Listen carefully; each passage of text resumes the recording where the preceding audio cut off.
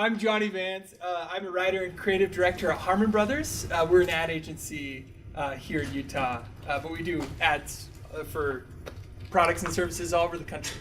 So, just an icebreaker question. By show of hands, who here would like to get paid to write poop jokes? The rest of you are in denial. So, I believe that some people say that, you know, a mother is a child's first love. I think our real first love is telling poop jokes. And at Harmon Brothers, I frequently get to write poop jokes for a living, which is something my mom said would never happen. And boy, was she wrong. There is a demand. So a little background about me before we jump in. I studied genetics and biotechnology at BYU. Obviously, I knew what I wanted to do with my life and how very relevant it was to marketing. But I took a sketch writing class from Matt Meese, the creator of Studio C. And some of you may know him as Scott Sterling, man who's been bludgeoned in the face many times by a soccer ball. And I accidentally spent much more time in that class writing sketches than I did on my real classes. And I realized it was really fun to write weird sketches, and that actually landed me a job writing for Studio C, and I got to write some cool, zany sketches. And then I found out it was kind of an epiphany to me that you can get paid to write weird things. And sometimes people will watch them and share them with friends. And that kind of led me to a job at Harmon Brothers where I got to write weirder ads that people actually watch and that turns out can sell products. So that's what we do at Harmon Brothers. We write ads that are really entertaining to watch but also sell products on the internet. So today I want to talk about some of the concepts and tips that I've learned at Harmon Brothers that maybe if you're interested in selling products or services online and using some of your creative writing, you can be able to use to your benefit to sell products and get paid for it.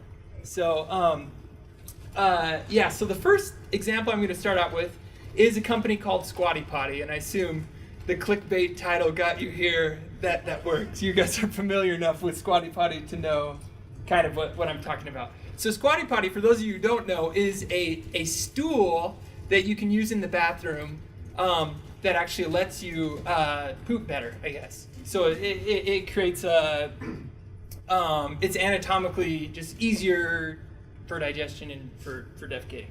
Anyways, they had two problems when they approached us. One, they needed to sell a gross product, so they needed to talk about poop without being off-putting. They needed to be able to have this be a dinner table conversation that you could talk to grandma about, right? And the second thing is they needed to sell a boring product. So Squatty Potty dealt with the puborectalis muscle and the colon, which is really boring. And trying to understand how that all works was a big challenge for them. And so we had to essentially make the taboo feel safe and the boring feel interesting. And so one of our founders, Jeffrey Harmon, had this idea. He said, why not use ice cream as a metaphor for poop?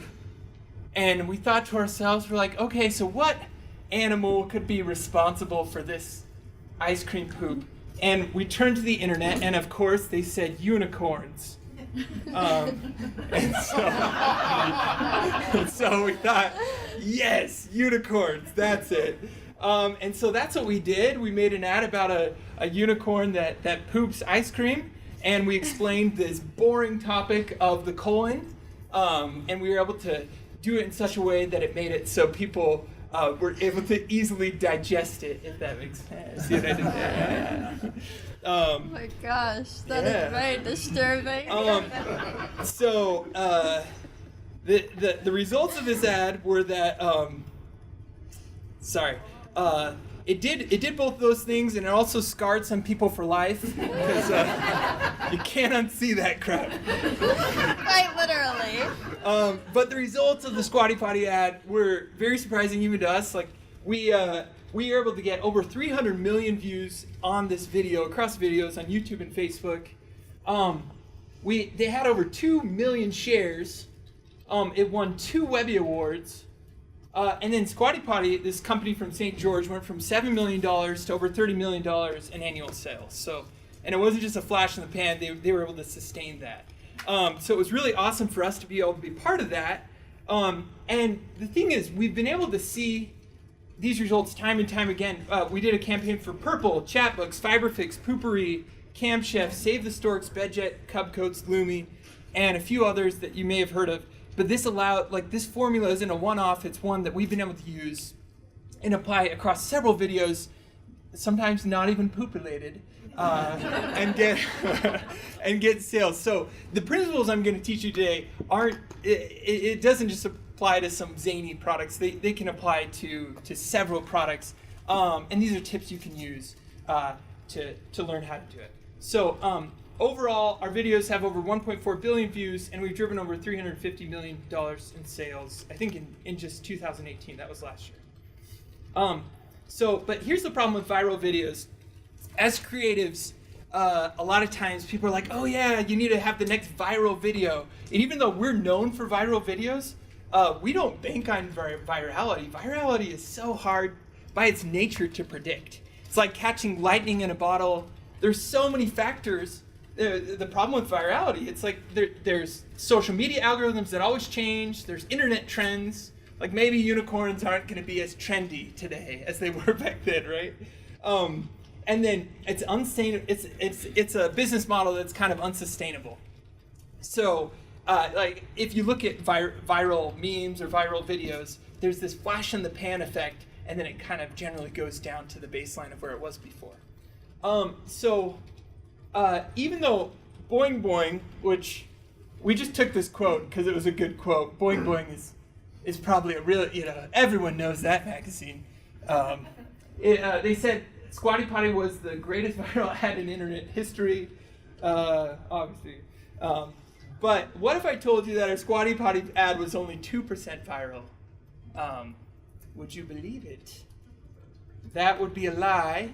It was 3% viral. So what I mean by that is, like, if we would have done nothing besides launch the video, Squatty Potty would have probably only gotten around 10 to 20 million views instead of the 300 million plus views it has today, and the effect of the sales. So there's a lot of infrastructure behind what you see as a viral video, and that's what I hope to get at today.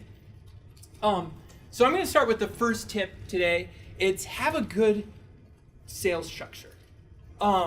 So if you can dissect all of our videos, we follow a recipe that sells people on a product or service. And we package it in such a way that it's entertaining to watch, and sometimes you don't even realize you're being sold. But I think that's the best kind of advertising, that it's not abrasive or it's not annoying, but you can integrate these sales principles into really fun and exciting videos. So the first thing is start with an attention-grabbing hook. So in online video, the most important part of your video is your first 3 to 5 seconds, because if people don't, if they don't watch past that point, it doesn't really matter. It's like you could have the best things to say, but no one will ever hear it. The second thing is set up a problem. A lot of times, these can be very apparent problems. Sometimes they can be problems people don't even know they had, like for instance, Squatty Potty. No one knew they were bad at pooping until they tried to Squatty Potty. They're like, oh, I was so bad at pooping. Then we introduce the solution. We do a call to action. A lot of marketers and writers today are scared of asking people to do something. But we found it's very effective, and people want to be kind of guided to do something. So tell them, get one today, click here. Be bold in having calls to actions in your videos, and you'll see a lot of monetary results. Then what we do is we add credibility builders, like Amazon reviews, testimonials, things like that. We always overcome concerns. And then last thing, add a call to action, a final call to action. So I'm going to show you how we kind of have broken down the Squatty Potty video. We're going to break it down to its parts. At first glance, it may seem like a bunch of scattered poop jokes, but it's actually a lot of structured poop jokes. It can be fun to integrate both entertaining parts and sales in kind of a seamless experience that people don't even realize they're being sold. And the thing is, this formula doesn't just apply to humorous ads. We did an ad for a company called Save the Storks last May. And they're an organization that's a nonprofit organization that helps women in crisis pregnancies know their options before going and having an abortion. So they kind of give them free ultrasounds and resources to know where they can adopt their baby or provide for their baby. And we were able, early on, we knew it wasn't going to be a comedic ad in this case because it's such a heavy topic of abortion. But that said, we used the same sales principles and the structure, just in a bit different, throughout 12 minutes of this video, which Facebook told us that that's not going to sell. We're like, well, we think we need more time. So don't be scared by length of video. But anyways, it did extremely well.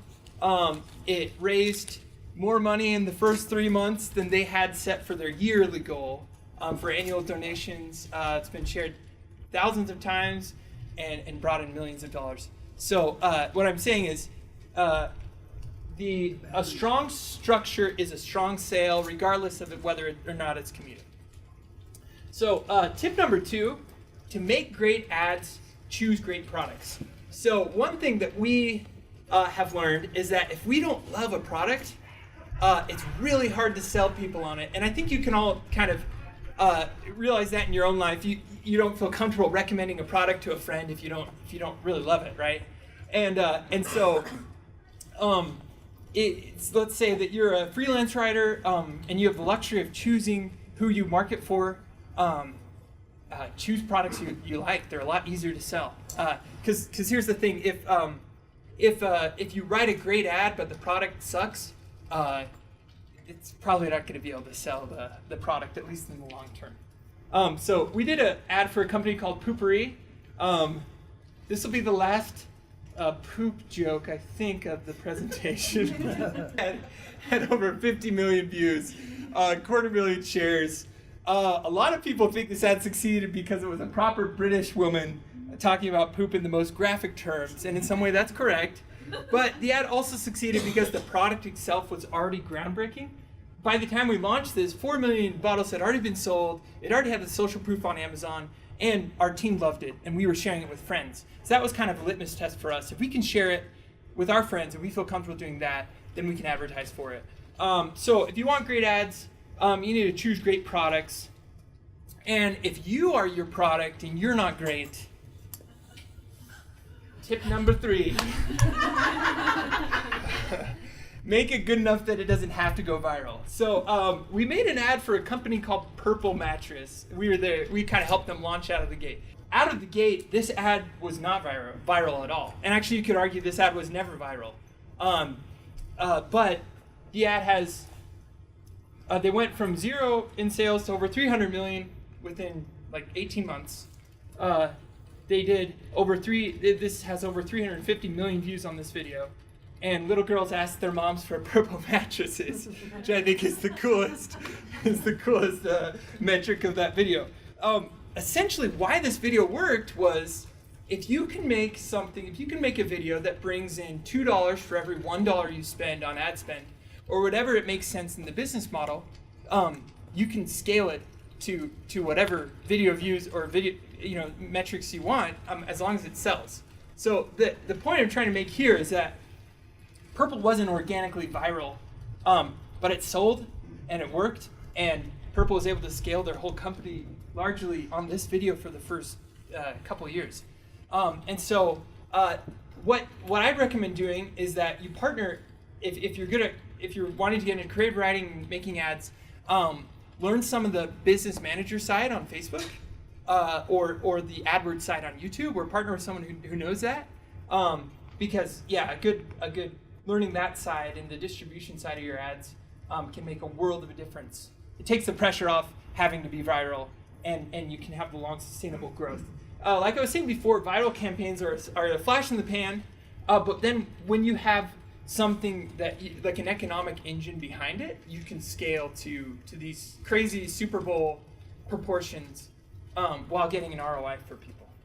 So so that's kind of the lesson here. Sales first, art second, and make it good enough it doesn't have to go viral. Tip number 4, the confused customer never buys. So we kind of live by this mantra. We advertised for a company called VidAngel, and we realized, or we thought, wouldn't it be funny Is anyone familiar with Game of Thrones, vaguely? Okay, so we thought, wouldn't it be funny to target really conservative audiences? Oh, let me explain VidAngel really fast. So VidAngel is a platform that parents can use to filter movies or shows for their kids to make them more family appropriate, taking out swear words or graphic sex or violence. And we thought, wouldn't it be funny if we did an ad all about Game of Thrones targeted to these conservative audiences? And that wasn't our mistake, our only mistake. Say, oh, they don't have budget for like high dollar actors, so they had to kill them off, or they don't have budget for love interests, so they have to make the siblings date each other. Things that happens on Game of Thrones. Anyways, but the thing is, as writers, it was so fun to like get and have this running joke and this like, but we weren't selling the product. So I think that as creative writers, that is often the biggest temptation that we have is like, oh, let's run with this joke, let's run with this creative idea. But if it doesn't sell a product, or if the product is secondary, it doesn't work. And so that's it. This happens all the time in like mainstream branding and stuff, where you don't, where the product is secondary, and you confuse your viewers. So we always say the confused customer never buys, as kind of a mantra. Your ad needs to be digestible. It needs to be a prune. It needs to be simple, and hopefully sexier than a prune as well. So yeah, the piece of wisdom here: focus on the product. The joke is secondary. I thought there was going to be no more poop jokes. You know, that was an interpretive poop joke. I left it there. If you thought it, that's on you. Okay, tip number 5, do something surprising but fitting. So this one is also a really hard one. We've had a lot of people try and kind of copy the format of our ads, and that's very flattering, but we're like, why did you do this right? It's kind of like, please, do it right if you're going to copy us. So I'm hoping you can glean something from this. So what I mean by surprising but fitting is that the ad feels surprising in a way that it's fresh, but fitting in a way that it doesn't feel shoehorned or like really contrived. It's kind of nuanced, but I'm going to give you a couple examples. Here's an ad that's fitting but not surprising. The danger here is that you're going to bore your audience. A very fitting concept, but you wouldn't share it with your friends, nor does it make you feel any goodwill towards the brand. You might share it with your friends. That's a bad example. Who knows? I don't know your friends.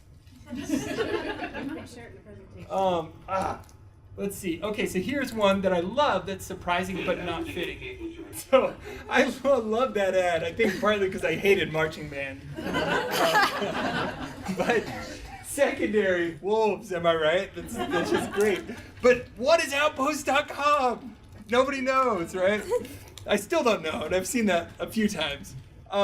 So that's the point is you have to make your ad surprising but fitting to the concept and memorable so people actually remember the product or service you're advertising. So we were approached by Fiberfix, and this is a company that does a repair wrap. It's 100 times stronger than duct tape, and allows you to do quick fixes. We were, at first, we thought it was a digestive supplement, but no, it's not that kind of Fiberfix. Anyways, we found a fitting spokesperson, so we wrote this character that was fitting. We knew we wanted a manly man to kind of help sell to these DIY people in this demographic who were going to go fix it, not hire a repairman. And then the surprising part was, well, I'll show you. Okay, so that ad was surprising enough. It reached 30 million views pretty quickly out of the gate, 500,000 shares, but fitting enough that it sold millions and helped Fiberfix get into Home Depot and other retailers like that around the country. So it worked, marrying those two worlds of surprising but fitting. It has to be surprising so people will actually watch and share it, but fitting so they'll actually buy. So always search for that middle ground, something surprising but fitting when you're doing writing for ads. The final tip is A/B test your videos. So A/B testing your videos as creatives, we're often wrong a lot. And I encourage you to have kind of a data mindset. Follow the data, test your videos, test your scripts on people too. I think data is often like your wife. They're really good at letting you know you're wrong, but hopefully making you better in the process. So just keep that as a rule of thumb. The one thing we like to do at Harmon Brothers is we like to film and test alternate intros. That's just a good way of, it's an easy way of A/B testing your videos and really showing like which one is going to hook people more. So we have this video for Camp Chef. It's a Woodwind Grill and smoker. It's really good at making good food. It's like, yeah, it's great. Doing a bad job at selling it. But anyways, here's the beginning of that ad. We thought, oh, wouldn't it be awesome to have like really like mouth-watering food shots? Oh, and that would hook people. So we were wrong. Turns out people didn't love to see food right in the first 3 seconds. But we tested another version where it started immediately with this grill god popping out of the grill like a manly Mary Poppins. And it worked. And it worked a lot better. And so the point is you don't have to necessarily film different intros, but take them from different parts of your video and just try things and test them, A/B test them and see, because a lot of times we're wrong. And it's important to have an open mind and to be able to test your way into things. So I assume that you guys have kind of a group that you work with for your A/B testing. Uh-huh. What would you recommend for, kind of solo? Yeah, solo things. I'd recommend watch some YouTube tutorials on Facebook about a Facebook Business Manager. That's the place to start.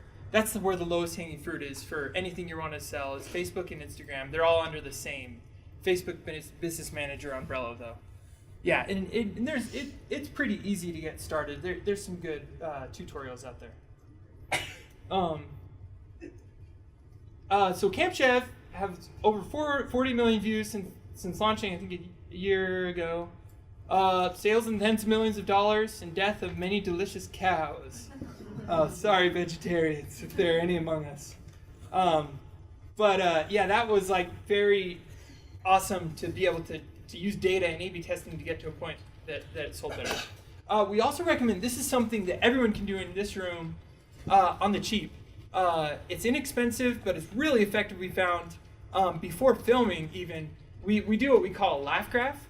And basically it's a graph of where people laugh in your video. It's not creepy. The NSA does this all the time. Yeah, we're nerds that way. But basically what you can do is you can set up, you can if you have a rough cut of your video or even a cut of you reading it, you can video people while you read it and graph their reactions. Like we're nerds and we graph like, okay, if they smile, it's a 1. If they laugh, it's a, if they belly laugh, it's a 3. And just kind of seriously graph where people are laughing. And laughter is an easy way to show if they're engaged. It doesn't work for emotional ads, but you can use surveys for things like that. Anyways, we did an ad for a product called BedJet. It's this device that lets you and your partner sleep at different temperatures in your bed. We used a Midwestern woman married to a devil who likes to sleep really warm. So they had this dichotomy there. Anyways, we did a laugh graph, and this is one of our early laugh graphs. And we noticed 2 things. We noticed that there were not enough laughs up front and in the middle. And we were able to use this early on as a way of like trimming, changing jokes, beating them, and then cutting jokes where we could to be able to show exactly where people were going to be more engaged. And the interesting thing was when we launched, like this didn't cost us any ad spend to test it online or anything. This is just something we did with our circle of friends. But we saw that the data, the ad spend data matched this joke for joke. The most commented on jokes were the ones that scored highest in our internal laugh graph test. So it's a really unique way that any one of you can use when you're just starting out to make sure something is hitting before you spend all this money to film it and to get it off the ground. So in summary, to best sell to your core demographic, you need to A/B test, implement findings, and repeat. So here in summary are the 6 takeaway tips. Use good sales structure to make great ads, choose great products, make it good enough that it doesn't have to go viral, learn some of that Facebook Business Manager tools that'll help you sell it online. The confused customer never buys, so don't get too hung up on a joke. Sell the product. do something surprising but fitting, and then A/B test your video. So, and other tips that I'll leave with you, read Made to Stick. It's not a marketing book, but it's the best marketing book we found. And shameless plug, read our book From Poop to Gold. Some here, you can pick it up if you want. But it kind of just walks you through a lot more of the details of how these campaigns came to life and kind of how to create a creative culture where you are. And then if you really want to know basically all of our secrets, we have an online master class that what's the class size, Emily? It's pretty small, right? It's Yeah, like only 30. really in like 75 to 100 students per quarter. Okay, so apply to it. A lot of times you may be a good fit or not. It's a way to kind of open up the playbook, and we just spill our guts about everything, how we make ads, and kind of walk you step by step through the process. So if you're interested in that, go for it. And I guess with the rest of our time, got about 10 minutes. Are there any questions? Yeah. You mentioned doing A/B testing before you filmed it. Yeah. So how exactly did you do that? So before we film it, what we'll do is we'll do an animatic. So basically, it's rough storyboards or stock images with some like placeholder voiceover. That's really. It turns out cartoons are a lot less expensive than people. Like, you can pay cartoons whatever you want, so they can be. It's really inexpensive. It's a great way to prototype before you roll it out. And then you can test those with your friends with a laugh graph, or if you want to put spend behind it, you can. Yeah. I was wondering if you had any tips for like writers who are trying to like market a book or like create a platform where it's not necessarily a practical product that you're selling, but more of like art, if that makes sense. Mm-hmm. I know. So we actually have our own book.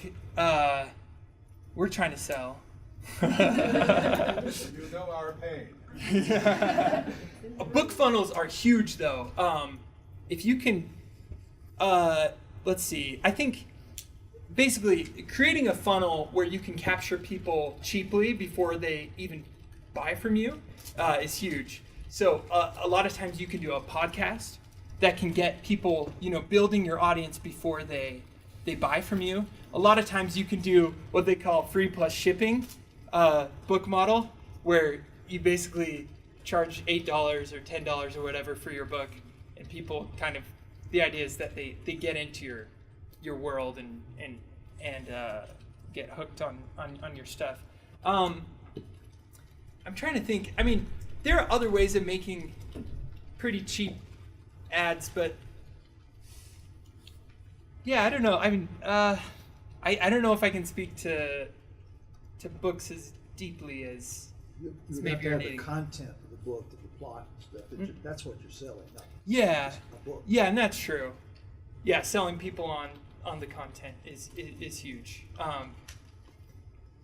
Yeah, maybe follow. I'll give you my email address and I'll pull our team. This is something I've been wondering about for a while. I've heard that with ads, you need to pose a problem and then a solution. Mhm. And it's obvious with something like Squatty Potty what Yeah. the problem is and what the solution is. It is not so obvious when what you write is fantasy. What is the problem that Yeah. my book is solving? Mm-hmm. It's not a hard and fast rule that you have to do a problem solution ad. We just find it's sometimes easier to sell and persuade people when they can feel a pain point. Problem's your boring life. Yeah, that is true. A lot of times people are pretty bored, right? Yeah, but that said, like we did an ad for a brand called Cupcoats. It's this 2-in-1 kind of coat that turns into a stuffed animal. It's kind of like Pillow Pets, but for kids wearing a coat. And we didn't have that many problem solution elements in there. We just kind of showed mainly like the imagination of this Cupcoats world. Yeah, I don't think it's a hard and fast rule. I think you just need to sell people on how imaginative your book is somehow. Sorry if that did help. So kind of what you're doing in the book trailer or in the book commercial is you're creating a problem which is the premise of your book is so intriguing that Mhm. now they have the problem of wanting to know the rest of what happened.